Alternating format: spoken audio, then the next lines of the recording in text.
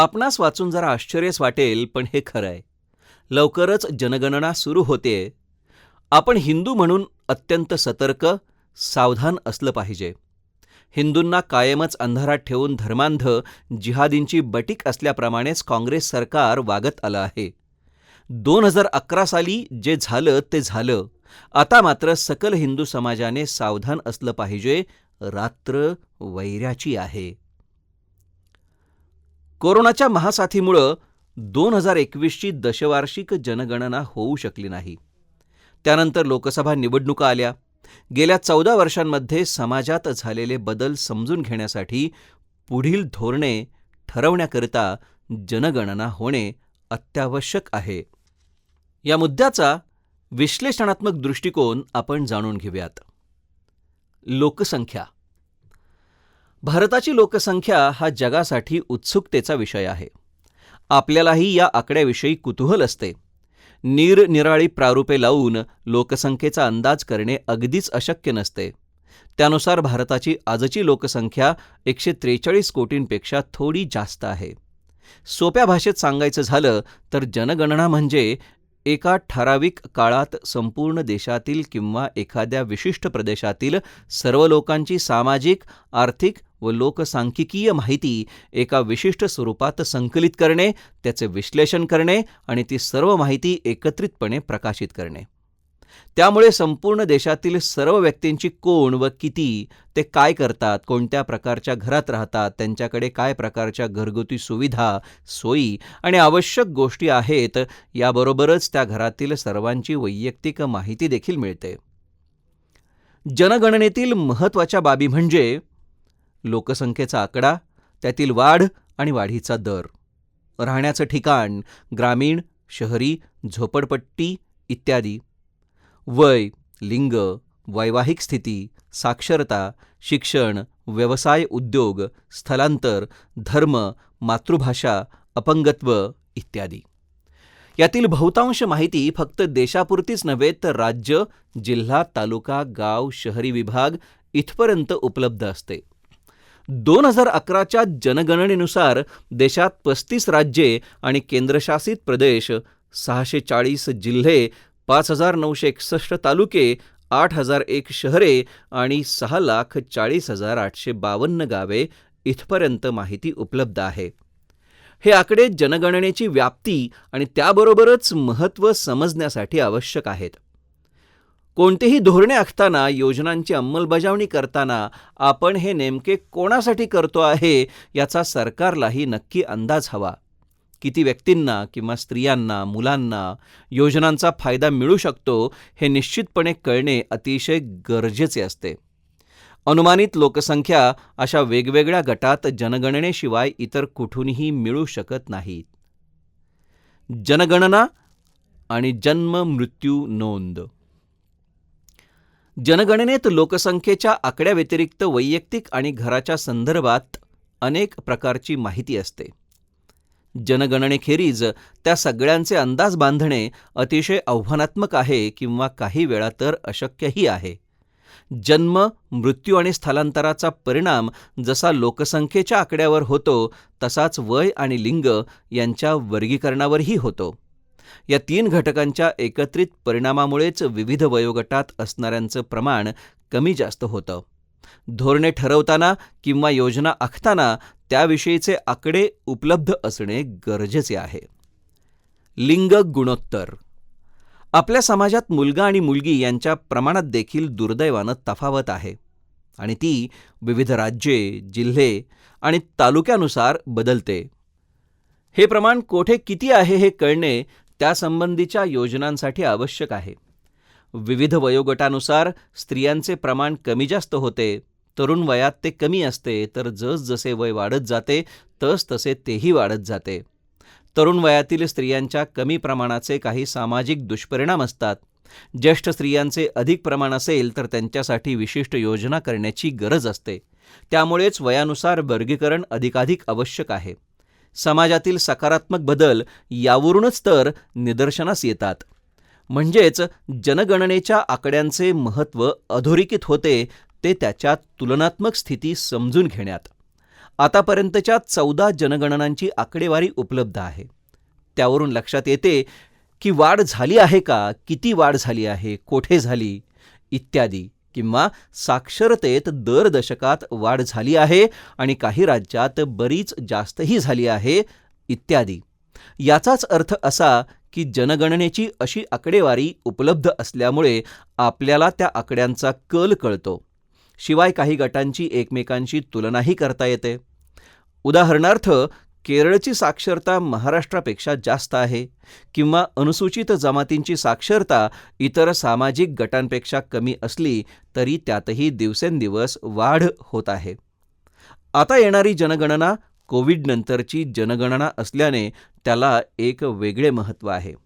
कदाचित आतापर्यंत न जाणवलेले किंवा आकड्यात मोजले न गेलेले काही अनपेक्षित बदल यात दिसू शकतील आणि तीच आरोग्याविषयीच्या किंवा रोजगाराविषयीच्या एखाद्या नवीन धोरणाची किंवा योजनेची सुरुवात असू शकेल. मागे झालेल्या चुका टाळूयात. आता तुम्ही म्हणाल, चुका कोणत्या? खरं तर जनगणना अधिकारी घरी आल्यावर जवळपास 18 ते 20 कॉलममध्ये वेगवेगळी माहिती तुम्हाला विचारून तुमच्या समोर भरतील. साहजिकच पुष्कळ माहिती भरावयाची असल्याने सहिष्णू असलेला हिंदू गोंधळतो आणि मग यातून माहिती भरताना चुका होण्याची शक्यता असते. सगळेच इथे नमूद करायचे झाल्यास इन्फोपॅक मोठा होण्याची शक्यता असल्याने फक्त 2 चुका आणि त्यातून होणारे हिंदू धर्माचे अतोनात नुकसान आपण कशा पद्धतीने टाळू शकतो याची माहिती पुढील प्रमाणे पाहूयात. 1. संस्कृत भाषा. जनगणना करणारे अधिकारी येतील, तुमच्या आणि तुमच्या कुटुंबाविषयीची माहिती घेतली आणि नोंदवली जाईल.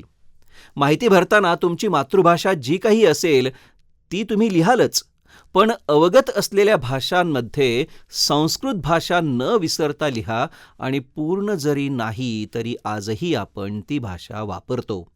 संध्याकाळी दिवे लागणीला म्हटली जाणारी स्तोत्रे किंवा गणपतीच्या दिवसात होणारी सहस्त्र आवर्तने, अगदी देवाच्या पूजेत किंवा लग्नात म्हटले जाणारे मंगलमय श्लोक सगळे आपल्याला माहिती आहेत, काही पाठ आहेत.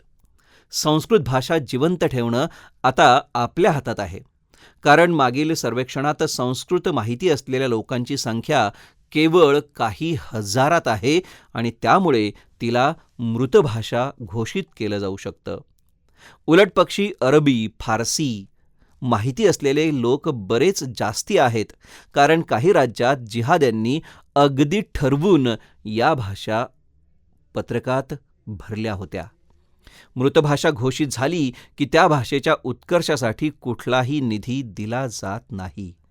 मग आपली ही पुरातन आणि पवित्र भाषा कायमस्वरूपी काळाच्या पडद्याआड जाईल.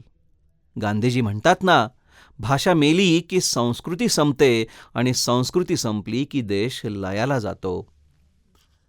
तुमचा जाणीवपूर्वक केलेला प्रयत्न संस्कृत भाषेला जिवंत ठेवू शकतो. आज आपल्याच भाषेवर ही वेळ येण्यास आपण सगळेच जबाबदार आहोत, पण अजून वेळ गेली नाही.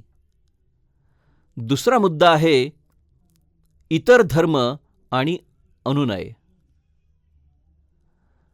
आता तुम्ही म्हणाल की ही काय नवीन भानगड आहे? तर नवी भानगड नसून हिंदू जनजातीय बांधवांसाठी लावलेला हा ट्रॅप आहे. इतर धर्म आणि अनुनय असा साधा अर्थ असला तरी त्याची व्याप्ती प्रचंड आहे. धर्मांध मिशनरींच्या कावेबाजपणामुळे 2011च्या जनगणनेमध्ये 82 जमातींनी भारतातील अदर रिलिजन्स अँड पर्स्युएशन या शीर्षकाखाली स्वतःची ओळख दर्शवली आहे. हे भारतातील हिंदू, मुस्लिम, ख्रिश्चन, शीख, बौद्ध आणि जैन या 6 धर्मांपासून वेगळे आहे. आता तर काय, आदिवासी धर्मासाठी स्वतंत्र कॉलमसाठी आग्रह धरला जात आहे. अभ्यासांती आपल्या लक्षात आलं की ORPs म्हणजेच अदर रिलिजन्स अँड पर्स्युएशन नंतर ख्रिश्चन धर्मात रूपांतरित झाले. त्यामुळे देशात तेढ निर्माण करण्याचा आणि धर्मांतर करण्याचा हा कुटील डाव सकल हिंदू समाजाने वेळीच ओळखायला हवा आणि ORPs असे न लिहिता हिंदू हेच लिहिणं सोयीस्कर होणार आहे. गेल्या 15 वर्षात समाजात खूप बदल झाले. तसे तर बदल आधीच्या दशकात देखील जाणवले होते, परंतु नजीकच्या काळातील बदलांचा वेग अधिक आहे.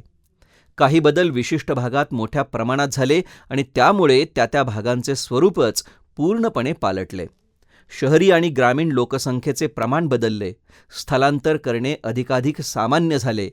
नुसत्या शेतीवर उपजीविका करण्यापेक्षा इतर काही उद्योग, व्यवसाय केले जाऊ लागले. मग त्यासाठी घराबाहेर किंवा गावाबाहेर जाणेसुद्धा सुरू झाले. शिक्षणाचे प्रमाण वाढले, लग्नाचे वय वाढले. विकासाच्या योजनांमुळे घरांचे स्वरूप बदलले, पक्की घरे झाली, पिण्याच्या पाण्याची सोय झाली. या बदलांबरोबरच वैयक्तिक बाबतीत देखील फरक होतो हे आपण पाहतोय. पण हे झालं नुसतं जाणवणे. तो फरक मोजण्यासाठी आवश्यक माहिती आपल्याकडे असायला हवी. ती जनगणनेमधूनच मिळू शकते. राज्यकर्त्यांना धोरणे बनवण्यासाठी किंवा कल्याणकारी योजना राबवण्यासाठी अधिकाधिक विकेंद्रित माहितीची गरज भासते. फक्त राज्य नाही तर त्यातील प्रत्येक जिल्ह्याची कामगिरी कशी आहे, सर्वात जास्त प्रगती कोणत्या जिल्ह्यात झाली आहे, कुठला जिल्हा मागे पडतो आहे आणि प्रत्येक जिल्ह्यात कुठल्या तालुक्याची स्थिती कशी आहे, अशा माहितीचा उपयोग करून काही भागांमध्ये पुराव्यावर आधारित अधिक जोरदार काम केलं तर तो भाग सुधारायला नक्कीच हातभार लागेल.